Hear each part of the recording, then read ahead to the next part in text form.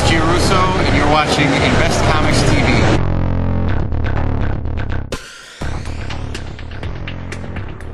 Right now. All right, we're back here on InvestComics TV, visiting with Jaymes Reed and Darren Davis, and I had to interrupt Darren to go to break. So, Darren, why don't you continue what you were saying?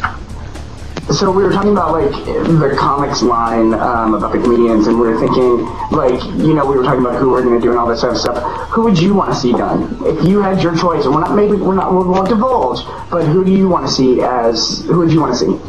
Me personally? You personally, yeah. Obviously Red Skelton, because he's my neighbor, or was my neighbor, kind of. Did you get any paintings from him? I'm sorry? Did you get any of the paintings from him? No, but I do have his paintings? autographed picture around here someplace, so. Oh, that's cool. Yeah, it is. That's cool. No, he grew up in Vincennes, Indiana, which is only about 20 miles from me, so I knew about Red. Actually, met him one time. Great guy. He was already in his 70s at that time, so he wasn't doing his physical pratfall type slapstick humor, but he was still a funny man doing stand-up. So does that answer your question? Who'd be my first choice? Yes, and let's consider that a maybe then. Okay. You never know. He's on my list. There's possible. He's not on my top, but he's in my. I've got a DVD set of Red Skelton stuff. I mean, he's funny. I mean, I like the old black and white. Anybody that's funny in black and white, I'll watch them. And if they're real funny, I'll watch them more than twice. So there you go. You know, I love the older stuff. Just love it. Any classic stuff, I love it. Personally, you know who I want to see done, and I honestly don't know if this is on James' list, Dick Van Dyke. Yes. My favorite TV show ever is a Dick Van Dyke show. Good candidate. I have an idea for that I need to discuss with you, but we'll hold that for email. But I have an idea for that one, but we'll slide that one in a little while. All right. You have a meeting while you're here, Rick. Okay. It's just like a conference call meeting. No, the list is pretty much endless, and by the time you get caught up even partway in your list, there'll be some new comedians emerging who will have your attention, and you'll have some really really tough decisions. Yeah, well, as they go along, sure. I mean, it's going to be, I mean, I've got a list now that's pretty long, but I mean, like I say, if we can bump it monthly, I mean, we can do more if there's a demand, you know, we'll see what happens. And there's some people that, you know, we have to make sure that, you know, we're not, you know, he's working on some, and then we have the Fame series, and we have Female Force. So I also have to make sure, you know, I ended up pulling Kathy Griffin off his schedule, but because we were doing it for Female Force, but making sure he was doing another strong, independent woman that has made a difference in you know, comedian land. So you know, we pick and choose our battles, and I want to make sure that he gets who he wants to do as well. Well, speaking of battles, there's one comedian that could actually, well, he's already in the middle of his own personal controversy, so. Who's that? Is that Charlie? yeah, that would be Charlie, so we'll see what happens. We're doing a comic book on it. It's insane. You know, the true honest to God story about this is, you know, I wasn't planning on doing anything like this, and Diamond Comics, after he went through Charlie was going through all his rants and stuff, Diamond Comics ended up calling us and saying, hey, can you do a Charlie Sheen comic? We really want you to do one. We want you to do one. And so, you know, if my distributor's asking me to do one, I'm going to do something. So that's why we decided to do it. Honestly, I mean, I wish I could take the credit for it, but for that one, it's not. And it's gotten so much press, and we've gotten so much flack over it and stuff. So is that an issue of Fame?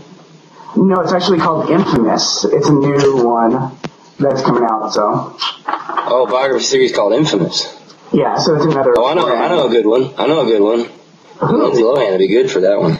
Yeah. You never know. We might be working on that one too. Well, a lot of those. Use a new name, but anyway, we digress quite a bit here. But the comic, the comic's title is intriguing in and of itself, and of course it's also, some people would view it as self-serving. I don't. It just happens to fit very well. It's a comic book, a biographical comic book about stand-up comics and sitcoms and whatnot. But the idea is not to be funny. It's to tell about funny people, which I think It's to tell their lives. It's to tell their impact that they've made in the comedian world. You know, one of my favorite things is to watch the biography channel and all the behind the scenes of like when they do stuff on, you know, MASH or, you know, I can't even think of like Cheers or something like that, and just to really get to know the back information of it for the series. And so this is kind of like that as well. You know, it is like with the biography channel of the comic book world. Yeah. So sure. With George Carlin or any of the other ones that we're doing, yeah, definitely we want the fans to be really happy with it, but we also want to tell their stories in a way that's also for a different demographic. That's, you know, you're never going to see another illustrated version of, you know, George Carlin, his life. So. Right.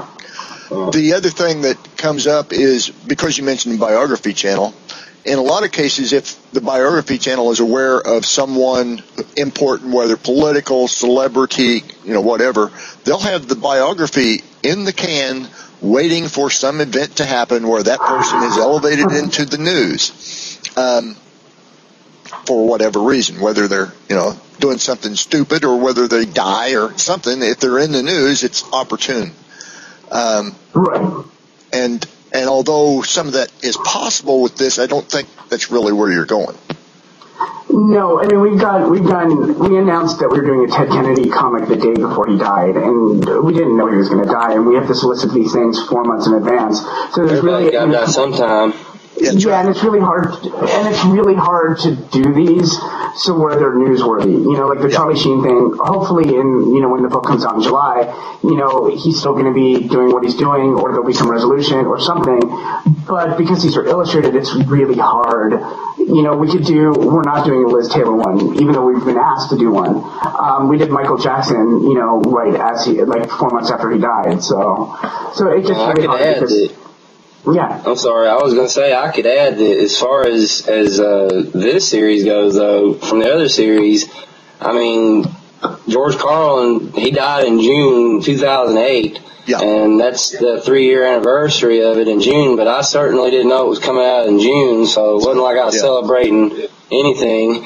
You know, if I was going to do that, then, you know, I would have picked a better month. But, that's the way it fell. Now, the second issue is going to have some significance as far as August when it, but that's not going to be, every issue. I don't gear these towards any particular news or anything because from the offset, we decided to do mostly classic comics at first. And most of those guys have already passed, so we're not going to get much news out of them. Let's take a little break, and I'm going to pry out of you some of your top-tier types of people. We'll be right back.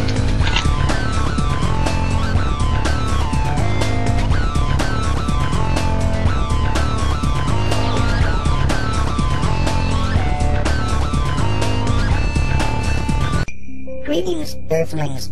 I am for the planet Zordon. Watch my friends, Dennis, Crenshaw, and Rick Osman, on Unraveling the Secrets, right here on the Soup Media Network each Saturday at midnight Eastern, 9 p.m. Pacific, and each Sunday, at noon Eastern. They will bring you interesting guests and information from all over, above, or inside your pathetic little planet. Oh my. I've misplaced my tinfoil derby. Okay, we're back here on InvestComics TV, and again, I had to interrupt the stuff to go to break. James was telling us, or he was about to tell us some stuff about what's coming up, even though I might have to pry some of it out of him.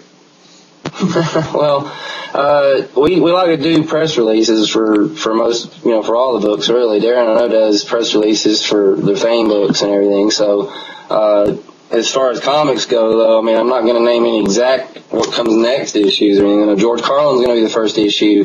We're going to go bi-monthly from there, and beyond that, I mean, you run the gamut on who's more popular. I mean, of course, when I was constructing my list, I tried to mix it up between, males, females, Americans, non-Americans, in other words, maybe minorities. groups. I mean, a sitcom. You could do a book on a whole TV show where, you know, everybody on the show went on to do bigger things. You know, I mean, there's so much. I mean, I've got in mind. Saturday Night Live comes to mind. But yeah. Right. And, you know, and so with all that, of course, comes more work because those group books take a lot more time. I can tell you now. And so I am willing to talk to other people that are willing to, you know, that are interested in, you know, putting out a book. It's, you know, willing to talk about it. That's fine. I've already got Chad Lambert lined up to write 3 issues in the future. He's worked at Ape Entertainment and some others. He did a biopic kind of sci-fi telling of the Mothman. He did a 2 or 3 books on that, and it was really good. So I know he's capable, and he's an old friend of mine too. So, you know, and at the time when I was taking on people, I was just looking for partners, friends. Hey, let's do this together, you know, because this is hard work, and I didn't want to rush anything. And so, you know, it's been a close-knit deal for the past several months, getting it to where we are now. And so there's a whole line of people, though. I mean, you could do. I mean, I'm mostly doing right off people that I admire, whom I admire. Everyone that you know, the top few books are basically my heroes. You know, Darren approved every one of them, and you know. And the reason I approved him. And the main reason I approved him is because of his passion for it. You know, I want to make sure that, you know, I'm not forcing somebody down his throat that he doesn't want to do, you know, but I also want him to, you know, open up and just, you know, get to know other people that he not necessarily did. You know, one of the main things for us, like with the political power thing, is that I learned so much about the political world from doing people like, you know, Ted Kennedy or, you know, even Sarah Palin for, you know, for that, for doing people that.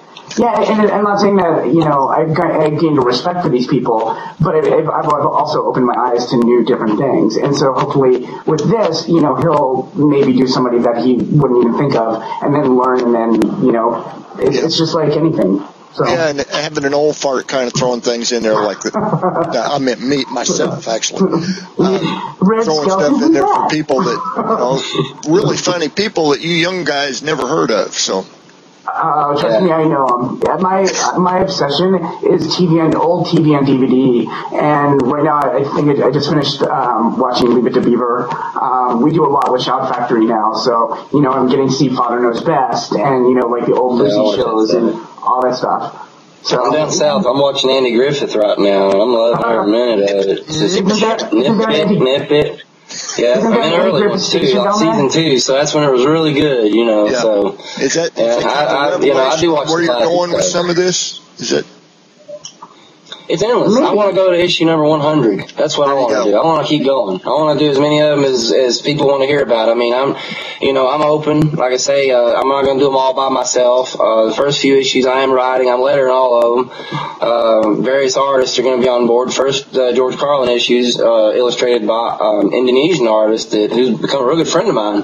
His name is, I'll show you a picture of him, actually. His name's Apriyadi Kuzbiantoro. And he's, I don't know if you can see that too well, but that's him in front of his George Carlin painting when he was putting it together. Way cool. He sent it to me on a mobile phone. Yeah, and he's a good friend of mine now, and he's waiting on a script right now, as a matter of fact. So he's twiddling his thumbs at the moment, waiting on me. But I've got so many things going on that it's been a slow start, but we're getting it rolling.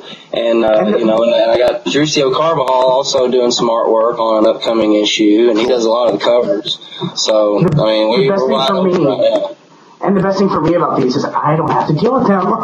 My plate is so full. You know, I didn't mention this is my series. This is my babies. Darren does all the other ones, but this one's comics is all mine. I've taken on the chore of handling the art and getting everybody together for it. And if he wants to.